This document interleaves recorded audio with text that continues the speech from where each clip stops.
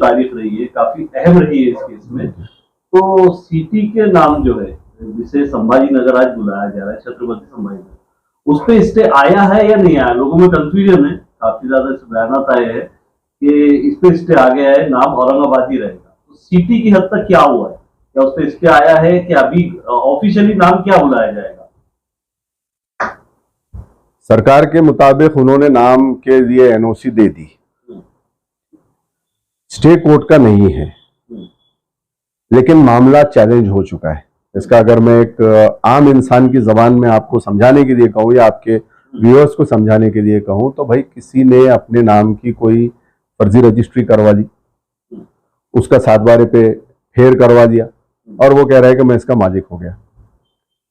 जब आपका मामला कोर्ट में दायर हो गया तो यानी उसका जो फेरफार था या उसका म्यूटेशन था वो चैलेंज हो चुका है।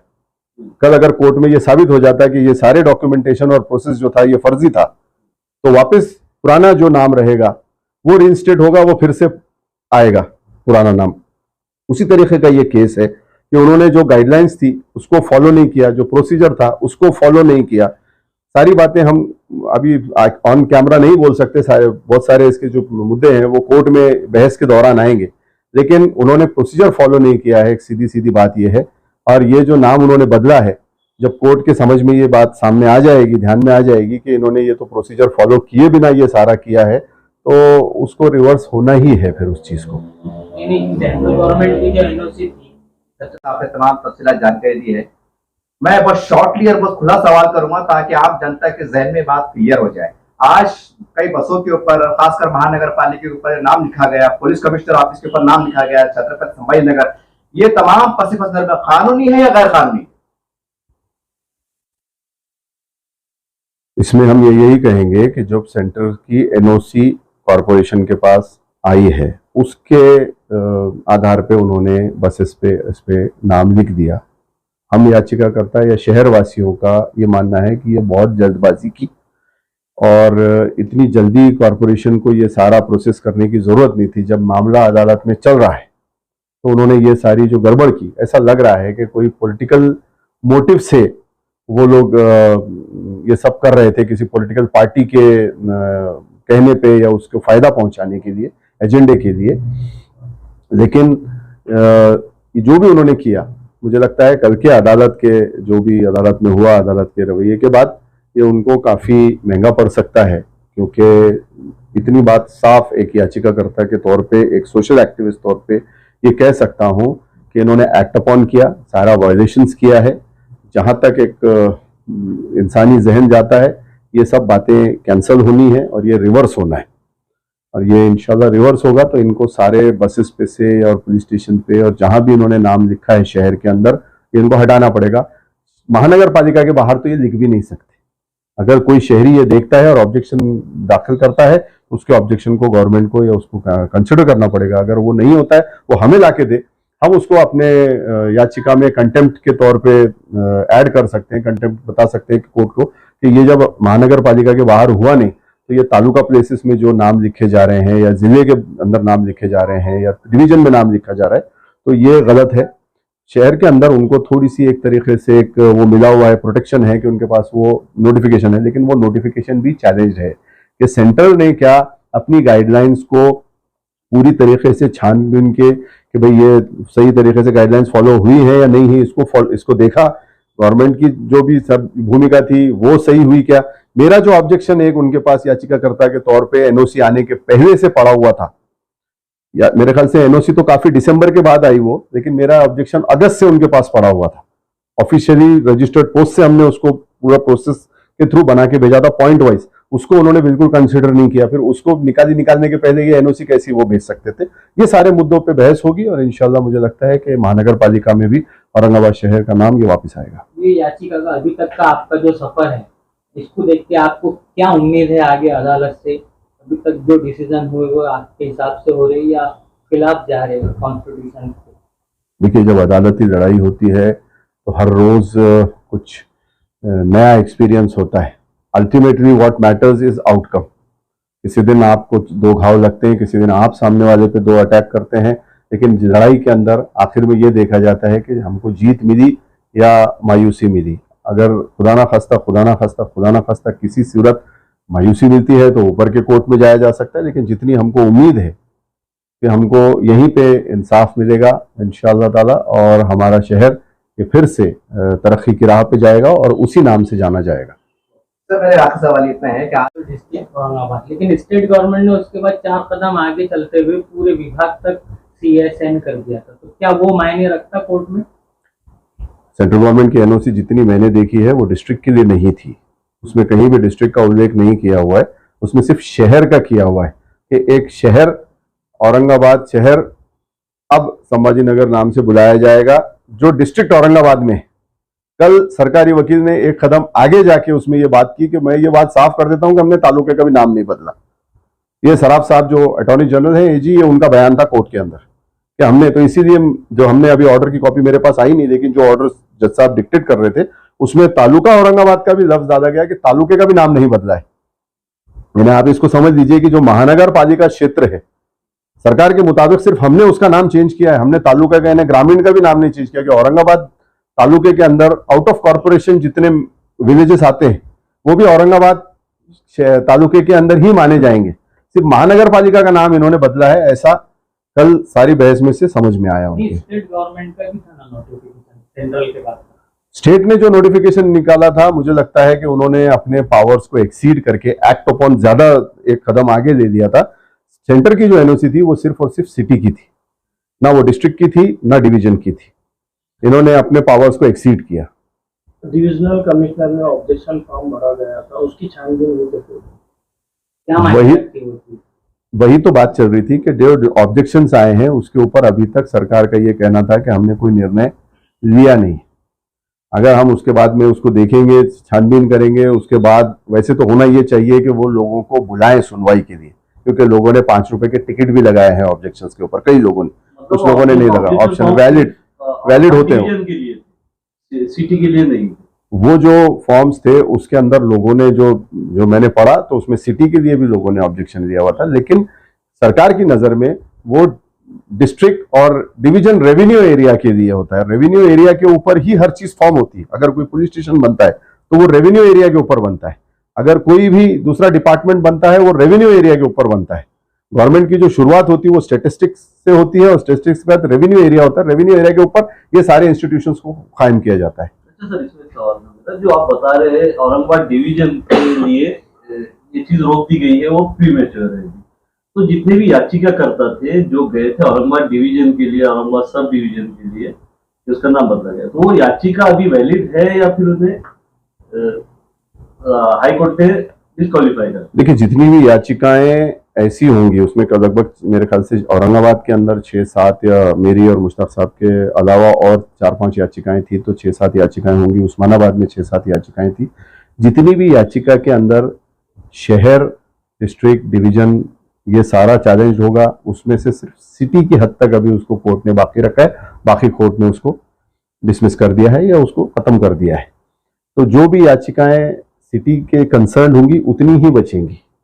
अगर कोई याचिका सिर्फ डिवीजन और डिस्ट्रिक्ट को चैलेंज करने वाली होगी तो वो डिस्पोज ऑफ कर दी गई है कोर्ट की तरफ से। नहीं, और एक है उसमें एक लीडिंग याचिका और बाकी सप्लीमेंट, ये क्यों सवाल खड़े हो रहे हैं? कल के हाई कोर्ट में भी देखा कोई वकील जो है तो बोल रहा था कि हमारी याचिका लीड है। ये टेक्निकल बात है। इससे 2 तारीख पहले जो एक जज थे, उनका नाम था नितिन जमदार या ऐसा कुछ मुझे याद पड़ रहा है, ये हमारे जो भी आए हैं चीफ उपाध्याय साहब, इनसे पहले वो एक्टिंग चीफ थे, तो उनके सामने एक मसला ये आया था कि रोज रोज कुछ याचिकाएं दाखिल हो रही थी नई, तो उस पर थोड़ा सा वो नाराज हो गए थे कि ये बार बार जो याचिकाएं आ रही है इससे अदालत के जो है वो कामों में विलम्ब हो रहा है, देर हो रही है। तो उन्होंने एक सवाल ये किया था कि इतनी याचिकाओं की क्या जरूरत है, तो जो एक याचिका है उस्मानाबाद से रखी जाए और एक याचिका औरंगाबाद से रखी जाए, ऐसा उनका उस वक्त मत चला। जब ये मत हुआ तो वकीलों ने उसमें अपनी तरफ से प्लीड किया, हमारे भी वकील थे और भी बाकी दीगर वकील थे। वो बात सुन के उसमें उन्होंने ये कहा कि ठीक है, जो याचिका सबसे पहले दाखिल हुई होगी उस्मानाबाद में और आपके औरंगाबाद में, तो उसको हम लीड याचिका मानेंगे। बाकी वो मुद्दे जो उसमें आ चुके हैं, उस मुद्दों के अलावा जो दूसरे याचिकाकर्ता हैं वो उसके अलावा के मुद्दे आके उसमें अदालत के सामने रख सकते हैं, लेकिन वही मुद्दे रिपीट नहीं होने चाहिए कि सारे के लोग वही वही बातें करेंगे तो अदालत का वक्त जो है वो जाया होगा। तो इसलिए उसको लीड याचिका कहा गया था। कल भी ये बात निकली तो अदालत ने ये साफ किया कि हम सबको सुनेंगे, सबके मुद्दों को सुनेंगे, सिर्फ मुद्दे रिपीट नहीं होने चाहिए। सर सवाल ये उस्मानी साहब, जो कल का बॉम्बे हाई कोर्ट में जो मामला आया था औरंगाबाद नामांकन और उस्मानाबाद का, उस पर आपकी वैसे भी बाइट आई थी। आज हम आपसे जानना चाह रहे हैं कि तफसीली वहां पे मामला पूरा हुआ क्या? कल जो बॉम्बे हाई कोर्ट में जो मामला निकला, चीफ के उपाध्याय साहब और डॉक्टर जे उनका नाम लिखा था वहां पे, उस पर मैंने पढ़ा था। वो दो जजेस के सामने हाई कोर्ट के वहां पे मामला निकला चीफ के कोर्ट में। उसमें औरंगाबाद की तरफ से एसएस खाजी साहब जो मेरे वकील हैं वो मौजूद थे और उस्मानाबाद की तरफ से तड़ेकर साहब मौजूद थे। दीगर जो पिटिशनर्स थे उनके एक एडवोकेट देशमुख साहब और सईद साहब थे, और इधर से मुशाला साहब और सबीर साहब तो मुझे नजर नहीं आए वहां पे।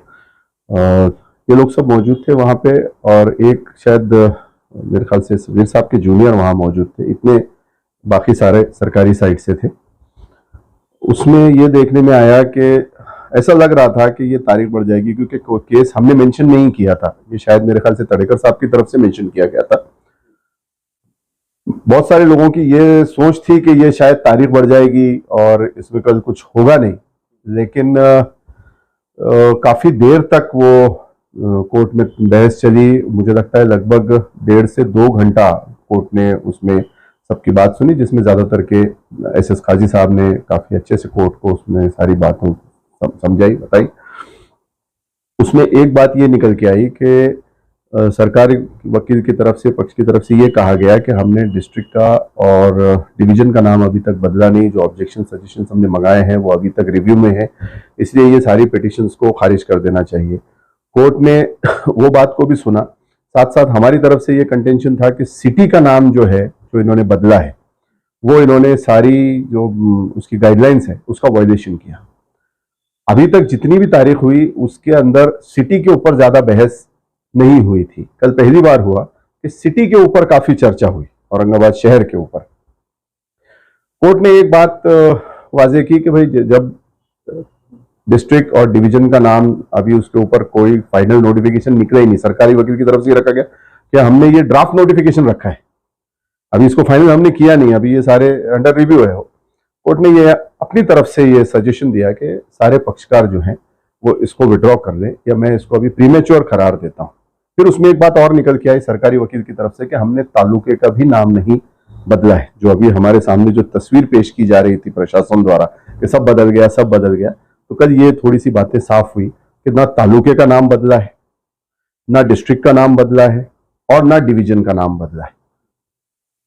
सिर्फ उनका कहना यह था कि हमने वो जो अपने नोटिफिकेशन के अंदर जो डाला है तालुका, डिस्ट्रिक्ट, ये आइडेंटिफिकेशन के लिए डाला है कि वो जगह कहाँ है, वो शहर कहाँ है, वो आइडेंटिफाई हो सके, इसीलिए हमने डाला है। जैसे संभाजी नगर जो वो कहते हैं, it is in the taluka Aurangabad, in the district Aurangabad, in the division Aurangabad.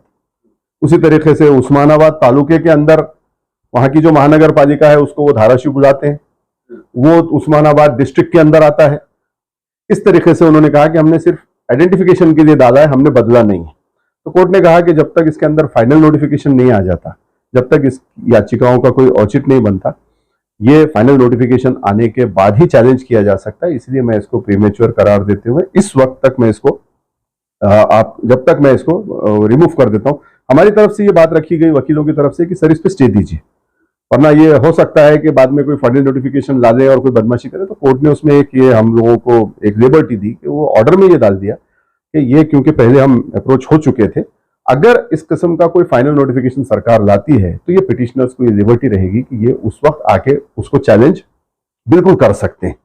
जब तक फाइनल नोटिफिकेशन नहीं आता, हो सकता कि सरकार लाए ही ना, कोर्ट का ये कहना था।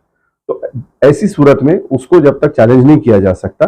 लेकिन कोर्ट ने पहली बार कल सिटी के ऊपर ज्यादा संज्ञान लिया जो हमारा भी इससे पहले भी कई बार मंशा थी कि सिटी की तरफ कोर्ट का ध्यान हम केंद्रित करें। कोर्ट ने यही पूछा उनसे कि ये कौन सी गाइडलाइंस थी, तो उन्होंने अपनी वो गाइडलाइंस के बारे में बताया, और वो बताने के बाद कोर्ट ने जब पढ़ा उसको, तो मुझे लगता है कि शायद कोर्ट, क्योंकि हम सामने से देख रहे थे, तो उसमें ये समझ में आया कि कोर्ट ने ये कहा कि गाइडलाइंस आपने प्रॉपर फॉलो की है, नहीं की है, सिटी का नाम जो आप कहते हैं कि आपने बदल दिया, तो वो सारे पहलुओं के ऊपर मैं चर्चा के बाद में गौर करूंगा और उसके बाद निर्णय दूंगा।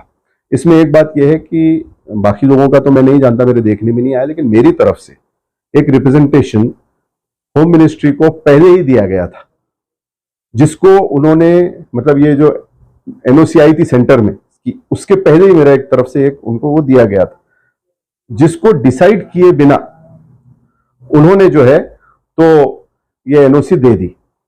तो ये भी एक मुद्दा रहेगा कि सब होम मिनिस्ट्री के पास हमने ऑब्जेक्शन रेस किया था, तो उसको डिसाइड किए बिना होम मिनिस्ट्री ने कैसा ये एनओसी जारी कर दी। होना तो ये चाहिए था कि वो पहले उसको डिसाइड करते। ये सारे मुद्दे हमने होम मिनिस्ट्री के सामने रेस किए थे, जो उनकी गाइडलाइंस है कि सर इसका वायलेशन हो रहा है। ये भी एक मुद्दा है। तो अभी मुझे लगता है कि अब सिटी के ऊपर अच्छे से चर्चा होगी और सिटी का इंशाल्लाह जरूर हमको इंसाफ मिलेगा। सिटी के साथ